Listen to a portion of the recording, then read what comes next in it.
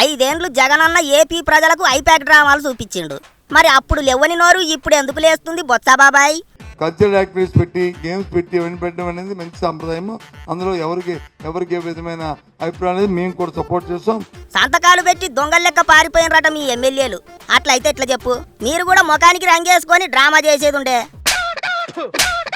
కానీ సంస్కృత కార్యక్రమాల్లో ఏదైతే వాళ్ళు పైశాచిక ఆనందం పొంది కింద నుంచి నవ్వులు కేరింతలు కొడుతున్నారు, వాళ్ళు ఏదో కామెడీ చేస్తే హాయిగా నవ్వుకున్నారు. అందులో తప్పేముంది బాబాయ్? మీ జగనన్న లెక్క శివాల దగ్గరికి పోయి నవ్వలేదు కదా. అది అభ్యంతరకరం. అభ్యంతరకరం అని ఈ మాట నువ్వు తాడేపల్లి కొంపకు పోయి మీ జగనన్న ముందు కూర్చొని చెప్పు. ఇవాళ ఒకలవుతారు, రేపు ఇంకొకరు అవుతారు. గౌరవాన్ని ఇచ్చిపుచ్చుకోవాలి తప్ప. ఆహా, ఈ రోజు గుర్తుకొచ్చిందా మీకు గౌరవం? నిండు అసెంబ్లీలో పెద్ద మనిషి అని కూడా చూడకుండా నానా మాటలు అన్నప్పుడు నువ్వెక్కడున్నావు నాయనా?